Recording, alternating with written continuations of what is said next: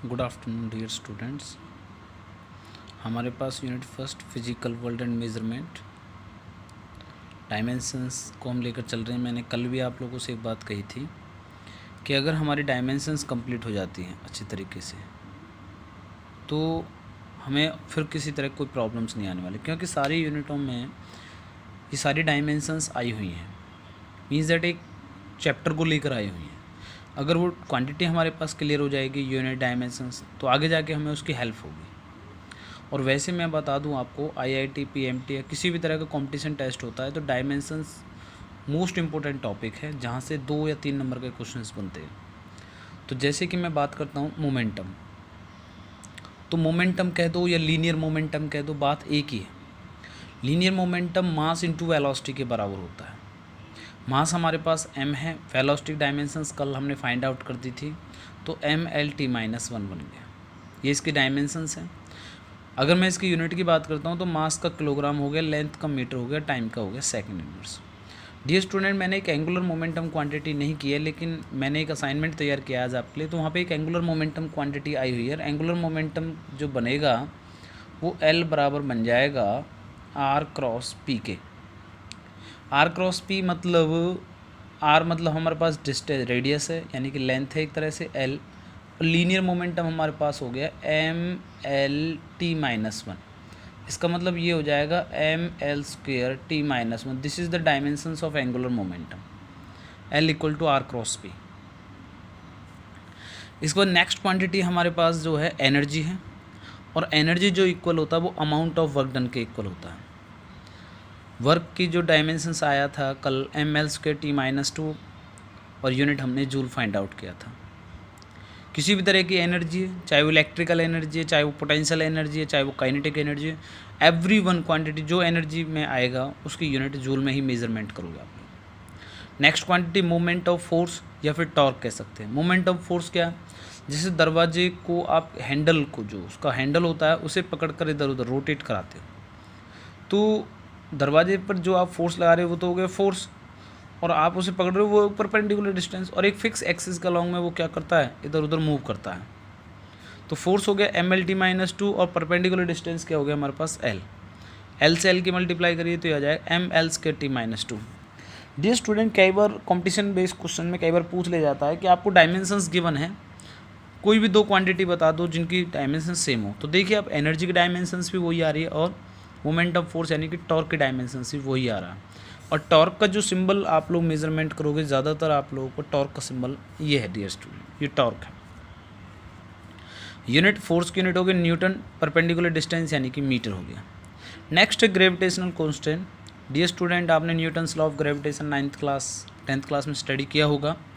जो फॉर्मूला आया था F = G m1m2/r²। तो G हमारे पास ग्रेविटेशनल कांस्टेंट है, r² इधर चला गया अपॉन में m1m2।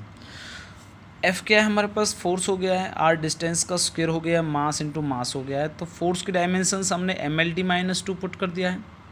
डिस्टेंस हमारे पास L है तो L का स्क्वायर हो गया, मास इंटू मास हो गया, M से M कट गया, अब ऊपर लेके जाइए, m-1 हो गया, L² और L⁻³ हो गया, t-2।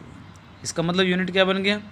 फोर्स की यूनिट होगी न्यूटन, डिस्टेंस की यूनिट क्या होगी मीटर स्क्वायर, क्योंकि स्क्वायर गिवन है, और मास की यूनिट होगी किलोग्राम। किलोग्राम 2 टाइम्स है तो किलोग्राम का स्क्वायर हो जाएगा ऊपर जाके, इनवर्स स्क्वायर। नेक्स्ट है हमारे पास इम्पल्स। इम्पल्स एक ऐसी क्वांटिटी है जो शॉर्ट ड्यूरेशन ऑफ टाइम में होता है। जैसे एक लकड़हारा लकड़ी को काट रहा है, उसने कुल्हाड़ी उठाई और लकड़ी पे दे मारे, यानी कि शॉर्ट ड्यूरेशन ऑफ टाइम में काम हो गया। तो ये हो गया फोर्स इंटू टाइम। फोर्स का हो गया mL_t-2, और टाइम क्या हो गया t, तो हो जाएगा mL, और t-2 यहाँ प्लस का है तो t-1 mL_t-1। यूनिट की बात करता हूँ तो फोर्स की यूनिट होगी न्यूटन, और टाइम की यूनिट क्या होगी सेकेंड। नेक्स्ट है डियर स्टूडेंट स्ट्रेस। स्ट्रेस और प्रेशर एक ही चीज़ है, क्योंकि स्ट्रेस में भी आप फोर्स अपॉन एरिया लेके चल रहे हो, और प्रेशर में भी आप फोर्स अपॉन एरिया चल रहे हो। तो आपका क्वेश्चन होगा सर फिर स्ट्रेस और प्रेशर में डिफरेंस क्या? तो डियर स्टूडेंट, आपको याद रखना है कि स्ट्रेस ऑलवेज, जहाँ पे भी आप लोग ओबे करोगे स्ट्रेस को, वो इलास्टिक बॉडीज़ पर अप्लाई करोगे। इलास्टिक बॉडीज़ क्या हैं? जो स्ट्रेच हो जाए, यानी कि अगर आप उस बॉडी पे फोर्स लगाओ तो उसकी डायमेंशन चेंज हो जाएगी, लेकिन जैसे आप फोर्स को रिमूव करोगे तो उसकी ओरिजिनल डायमेंशंस आ जाएगी, मतलब वापस अपनी उसी पोजीशन में। Like this is spring. Spring पे आप फोर्स लगाओगे तो स्प्रिंग की डायमेंशन चेंज हो जाएगी, यानी कि लेंथ उसकी चेंज हो जाएगी, लेंथ बढ़ जाएगी। लेकिन स्प्रिंग हटाओगे, जैसे स्प्रिंग से फोर्स हटाओगे तो अगेन दोबारा से वो अपनी उसी ओरिजिनल शेप में चला जाएगा। तो फोर्स अपॉन एरिया हो गया, फोर्स की डायमेंशन MLT-2 हो गया, एरिया पता है L से L कट गया, डायमेंशन आपका आ चुका है। यूनिट की बात करता हूँ तो फोर्स की यूनिट न्यूटन होगा और एरिया का क्या हो जाएगा, मीटर स्क्वायर ऊपर जाएगा। अब आती है स्ट्रेन। स्ट्रेन इलास्टिक बॉडी से रिलेटेड है, क्योंकि जब आपने फोर्स लगाया स्प्रिंग पे तो उसकी लेंथ बढ़ गई, बढ़ भी सकती है घट भी सकती है। तो चेंज इन डायमेंशन, जैसे मैं लेंथ की बात करता हूँ तो चेंज डायमेंशंस कितना हुआ, डेल एल, स्मॉल लेंथ में चेंज आया और उसकी ओरिजिनल लेंथ क्या थी L, तो L से L कट गया तो डायमेंशंस क्या आना है डियर स्टूडेंट, 0, और उसकी यूनिट भी कुछ नहीं आएगा। Next quantity coefficient of elasticity है, ये भी इलास्टिक बॉडी से है, यानी कि जब आपने फोर्स लगाया तभी उस बॉडी में चेंज आया, यानी कि स्ट्रेस अप्लाई करोगे तो स्ट्रेन आएगा, डायरेक्टली प्रोपोज हटाओगे तो K लग जाएगा और K हमारे पास कोफिशिएंट ऑफ इलास्टिसिटी यानी कि स्ट्रेस अपॉन स्ट्रेन आ गया। अब स्ट्रेस की जो डायमेंशन है वो आपको पता है और स्ट्रेन आपको पता है, 1 आया, कोई डायमेंशंस नहीं है, यानी कि सॉल्व आउट करने के बाद पता लगा ML-1 T-2 है। अब स्ट्रेस की यूनिट तो आपको पता है कि न्यूटन मीटर इनवर्स स्क्वायर, लेकिन स्ट्रेन की कोई यूनिट नहीं है, तो इसलिए इसके कोफिशिएंट ऑफ इलास्टिसिटी की यूनिट भी क्या होगी, न्यूटन पर मीटर स्क्वायर। अब डियर स्टूडेंट मैं बात करता हूँ सरफेस टेंशन की। सरफेस टेंशन, आपने किसी बॉडी को स्ट्रेस फोर्स अप्लाई करते हो, टेंशन मतलब होता है खिंचाव, force per unit length, force की डायमेंशन आपको पता है, लेंथ पता है, L से L कट गया MT-2। Surface energy, surface tension, दोनों में आप देख रहे हो कि डायमेंशन सेम आ रहा है लेकिन यूनिट आप लोगों के अलग अलग है। वर्क अपॉन एरिया होता है, वर्क लगा दीजिए, एरिया लगा दीजिए, वर्क यूनिट होगी जूल, एरिया का मीटर स्क्वायर पर मीटर स्क्वायर।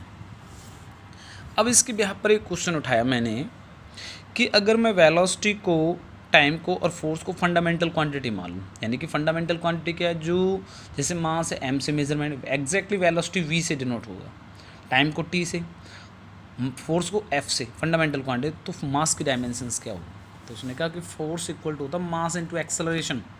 अब मास एज इट इज और एक्सेलरेशन क्या होगा, वेलोसिटी पर यूनिट में टाइम।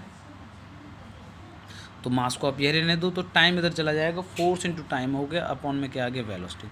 अब आपसे मैंने कहा था कि ये एक फंडामेंटल क्वांटिटी है तो फोर्स को F रखना है, टाइम को T रखना है और वेलोसिटी V ऊपर जाएगा, तो इसकी मास की dimensions on the basis of this question FTV-1 आ जाएगा। ऐसे एक और क्वेश्चन मैंने राइज किया है कि अगर मैं डेंसिटी को रो मान लूँ, एक्सेलरेशन ड्यू टू ग्रेविटी, यानी कि एक्सेलरेशन की जो डायमेंशंस और यूनिट है वो सेम एज दैट ग्रेविटी की होगी, और फ्रीक्वेंसी को मैं न्यू मान लो, फ्रीक्वेंसी होता है रेसिप्रोकल ऑफ टाइम पीरियड के, nu equal to 1/T are the basic quantity. Density को रो मान लिया, एक्सेलरेशन ड्यू टू ग्रेविटी को G मान लिया गया है और फ्रीक्वेंसी को न्यू, तो फोर्स की डायमेंशंस बतानी। तो रो देखो, डेंसिटी बराबर क्या होता है, मास अपॉन वॉल्यूम, ये उसकी डायमेंशंस होगी। ग्रेविटी किसके बराबर, एक्सेलरेशन के, ये उसकी डायमेंशन। और फ्रीक्वेंसी क्या होता है, 1 टाइम पीरियड, टाइम ऊपर जाएगा, T-1 हो गया। तो इन क्वांटिटीज़ में से आपको M, L और T की वैल्यूज़ निकालनी। तो सबसे पहले देखा कि फ्रीक्वेंसी किसके, टाइम इनवर्स के, तो T बराबर क्या हो जाएगा, फ्रीक्वेंसी का इनवर्स हो जाएगा। अब ग्रेविटी को लेते हैं तो ग्रेविटी किसके हो गया, LT-2, L को एक साइड निकाल दो, GT-2 हो गया। अब G एज इट इज है, T की वैल्यू क्या थी, -1, न्यू बोलते हैं इसे, फ्रीक्वेंसी को बोलते हैं न्यू, इस तरह से न्यू, ये होता है न्यू, एक होता है म्यू, इसे बोलते हैं म्यू, इस तरह से। तो T की जगह न्यू-1 रखोगे, माइनस माइनस प्लस हो जाएगा, न्यू स्क्वायर हो गया, यानी कि L के आगे G न्यू-2 हो गया। अब डेंसिटी क्या होता है, मास अपॉन वॉल्यूम, यानी कि ML3 आया, तो M को निकाल लीजिए, रो अपॉन L की पावर -3। अब रो तो एज इट इज है, अब L बराबर क्या आया है, G की पावर -3 हो गया, L की पावर -3, न्यू-2 है, तो न्यू बराबर क्या आ जाएगा, 6। इसे सॉल्व कर लोगे, यहाँ पे M का आ गया, तो अब आपके पास में M भी आ गया, L भी आ गया, T भी आ गया। अब फोर्स के डायमेंशंस क्या होते हैं, MLT-2, तो M की वैल्यू पुट कर दीजिए, L की वैल्यू पुट कर दीजिए और T की वैल्यू पुट कर दीजिए। इन वैल्यूज़ को पुट करने के बाद आपका इस तरह से क्वेश्चन है। तो इसी के बिहार पर डियर स्टूडेंट मैंने एक असाइनमेंट तैयार किया है आपके लिए। तो आपको ये 5 न्यूमेरिकल्स गिवन हैं। अगर इन क्वेश्चंस में किसी भी तरह की कोई भी प्रॉब्लम्स आती है डियर स्टूडेंट, तो डायरेक्ट मेरे पास फ़ोन करिए, किसी भी क्वेश्चन में, मतलब आप उसे करने की कोशिश करिए, और फिर भी अगर किसी तरह कोई प्रॉब्लम्स आ रही है देन वी कंसर्न, आप मेरे से बात करिए, क्वेश्चंस बना के भेजिए, अपने ग्रुप पर सेंड करिए, कविता मैम के पास सेंड करिए, मुझे भेजिए, आपको उसका सॉल्यूशन मिलेगा। Okay. Thank you so much.